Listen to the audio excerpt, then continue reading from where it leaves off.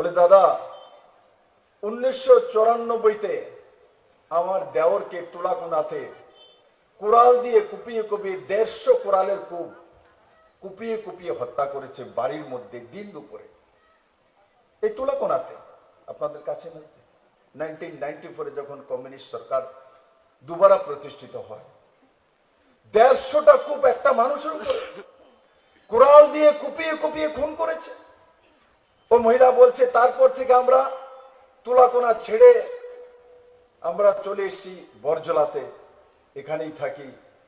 আমার নজওয়ান দেওরকে চোখের সামনে মা বাবাকে বেঁধে তাদের সামনে কুপিয়ে কুপিয়ে খুন করা হয়েছে। 100-150 কূপ কোরালের তাকে মেরে দেওয়া হয়েছে।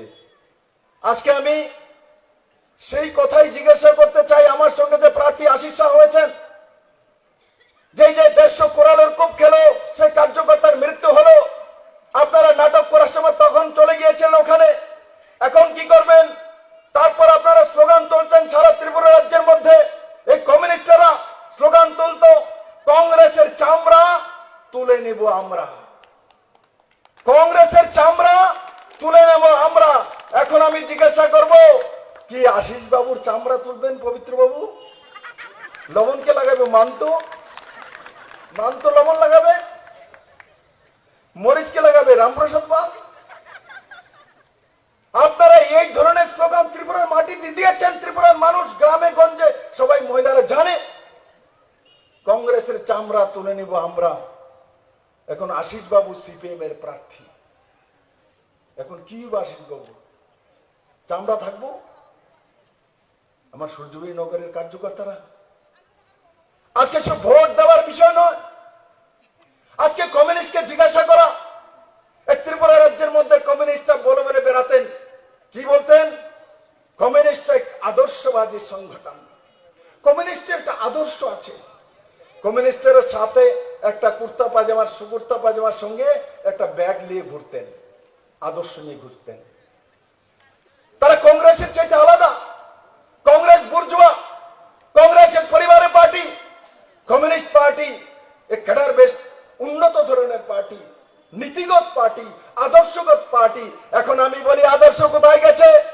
ত্রিপুরা রাজ্যে কংগ্রেস আর কমিউনিস্ট মিলে ইলেকশন লড়ছেন, হাত চিহ্নিত কমিউনিস্টরা ভোট দেওয়ার জন্য বলছেন।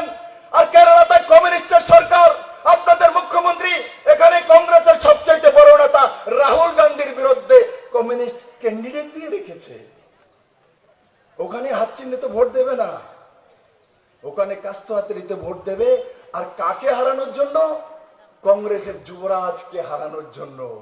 আর এখানে ত্রিপুরাতে কংগ্রেসের প্রদেশ সভাপতি আশিস শাহকে ভোট দেওয়ার জন্য কমিউনিস্ট পার্টির কার্যকর্তাদের বলছে, আরে জিতেন বাবু ভীমরতি ধরেছে আপনাদেরকে। মানিক বাবু 4 বারের মুখ্যমন্ত্রী, পলিট ব্যুরোর সদস্য। আমি লাগাতার বলছি মানিক বাবু স্পষ্ট করুন, ত্রিপুরার মানুষ জানতে চায়। আপনি 74 বছর বয়সে সারা জীবন কাস্টহাতেরি করে 4 বারের মুখ্যমন্ত্রী, পলিট ব্যুরোর সদস্য, আপনি হাত চিহ্নিতে ভোট দেবেন? পার্বতেনে ভোট দিতে আপনাদের মনে হয় উনি হাত চিহ্নে ভোট দেবেন? সূর্যনগরবাসী মনে হয় উনি ভোট দিতে পারবেন? উনি আদর্শ বিসর্জন দিতে পারবেন? 27 তারিখ যখন নমিনেশন দাখিল করা হয়েছিল, আমিও সেদিন নমিনেশন দাখিল করেছি। আমি আগরতলা বুকে দেখেছি কংগ্রেস সিপিএম এর যে মিছিল হয়েছে, সেই মিছিলের মধ্যে মানিক সরকার ছিল না।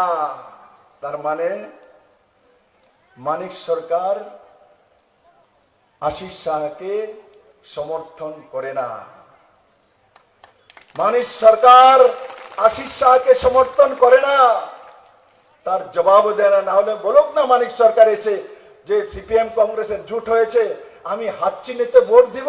উনি তো অনেক কথা বলছেন, অনেক কিছু শেখাচ্ছেন বিজেপিকে, মোদীকে, কিন্তু উনি একবার এসে ত্রিপুরাবাসীকে স্পষ্ট করে বলো যে আমি এবার যে ইলেকশন হবে সেই ইলেকশনে হাত চিহ্নে ভোট দিয়ে আশিস শাহকে জয়যুক্ত করবো।